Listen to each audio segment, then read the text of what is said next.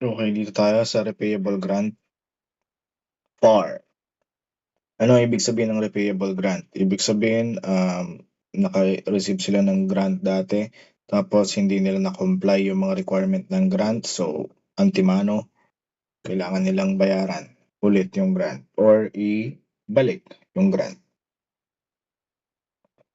Okay. So, ang tanong, alin daw dito ang tama sa mga statement na to? So, hanap muna tayo ng statement lang, walang kailangan mag-solve. So, sabi niya, under the net method, a grant repayable or repayment is recognized by increasing the asset carrying amount. Tama? Kasi nakaneto siya before. Ang idea is i-restore mo yung amount to be recorded as the asset. Okay? And eventually yung carrying amount niya mababago din. Tataas. Any cumulative depreciation that would have been charged had the grant not existed is recognized immediately as an expense in the period of repayment. Tama. Makikita mo mamaya pag sinood natin. Okay. So, sabi niya, ang equipment, 12 million. Merong grant, 2 million. Net method, so i-deduct natin. 10M na lang ang i-depreciate mo. May residual value pa. It's 1M. So 9M divided by, sabi niya dito, 4 years. That would be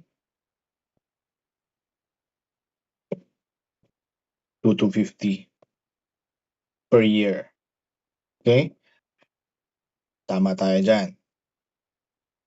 Okay. Now, ang nangyari, the equipment,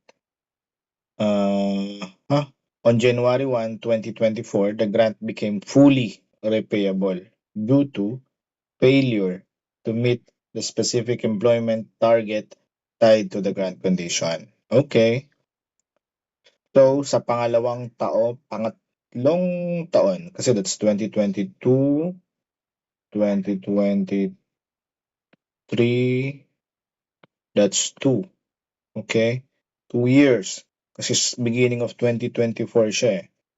So, ang tinatanong sa atin, the total depreciation expense to be recognized in 2024. So, sa end of 2024. So, parang after 3 years. No? Okay, so ang gagawin natin, i-depreciate natin as if walang nangyaring grant. Okay? So, paano yun? That's 12M minus residual value, 1M, 11M divided by 4, that is 2,750. Okay. So, eto sana eh, ang depreciation mo. Kung walang grant, di ba? Yan sana ang depreciation mo every year. So, that would be part of your depreciation for the 2024. Part ng depreciation mo ng 2024. Ngayon, ano idadagdag natin? Because meron ka ditong grant na 2 million na hindi na depreciate. Hindi siya na, kung let's say, babalik tayo dito, i-restore natin yung amount. Hindi ito nakasama, itong 2 million na to, di ba? So, ang gagawin natin, isasama natin yan. But, yung portion lang na hindi na maibabalik. What should I say? Parang, yung portion na dumaan na. So, that would be 2 million times 2 over 4. Okay? That's 1M. Dadagdag mo ngayon dito. Okay? Para pag nag-depreciate ka, 2,750 na sa mga susunod na taon. So, but for that particular year, that would be 3,750. Okay? So, depreciation, tama to. Ngayon, the carrying amount of the equipment on December 31, 2024.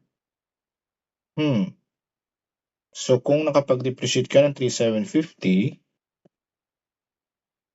ang initial mo is 12M.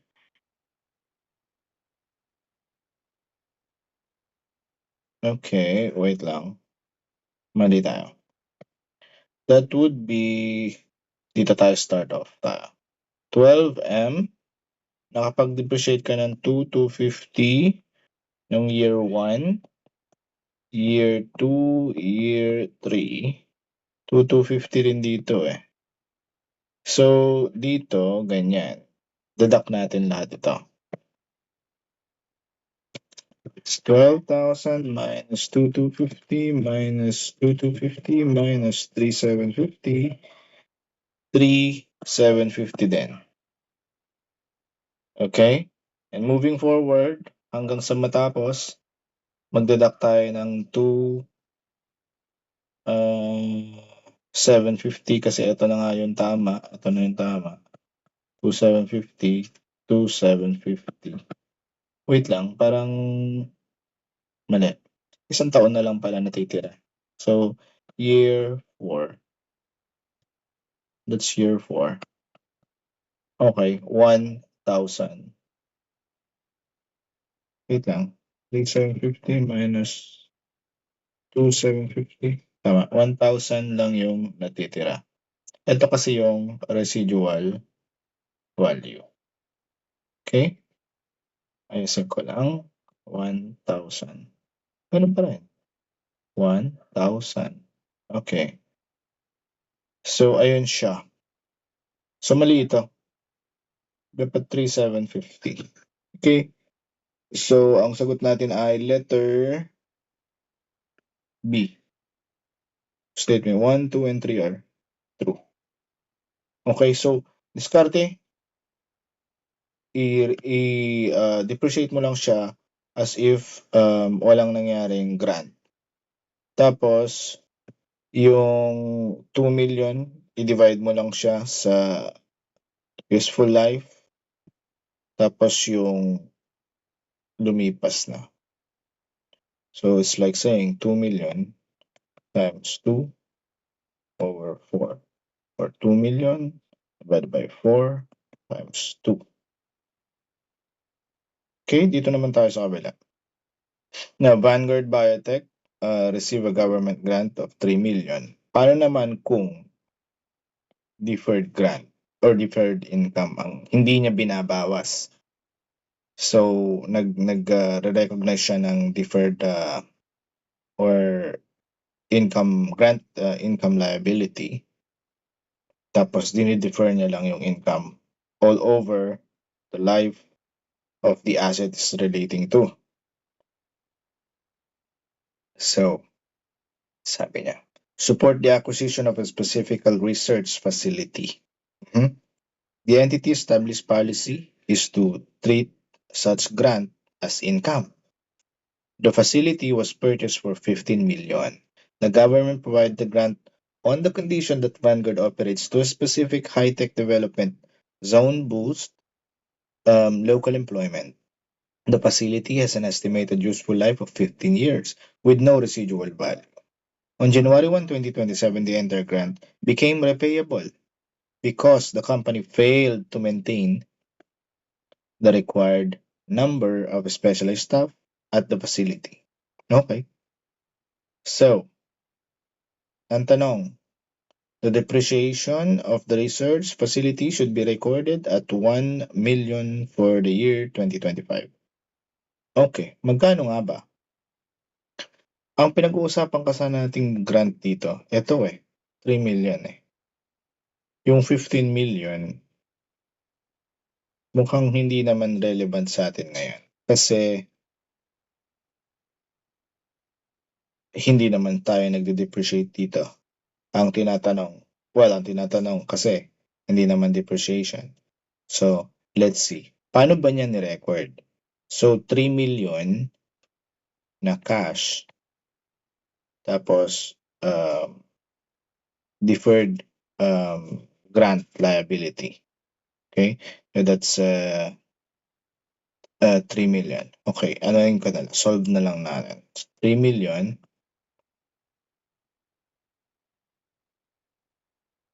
ilang years? 15, di ba? So 3 million divided by 15, that's 200 per year. Di ba? So 200 per year. Noong 2025, which is ito, the depreciation, may tinatanong palang depreciation dito. So kung depreciation, wala namang effect yung grant doon sa depreciation kasi hindi naman siya net method. So kung ano yung amount ng kung paano mo normally ni-depreciate yung asset mo, ganun pa rin. So that's 15 M divided by 15 years. So 1 M. Correct tayo dyan. The grant income recognized in the income statement for the year, 200. Correct tayo dyan. The loss resulting from the full repayment. Ilan taon ba lumipas bago siya 27, 25, 25, 26, 2 years. Okay? Tandaan mo to, 2 years. So, anong nangyari? Pinipayment niya. Kailangan bayaran yung 3 million. Yari tayo. So, ang gagawin mo is, ito 400 daw, no? Ang gagawin mo is, babayaran mo ngayon yung 3 million. Diba? So, 3 million,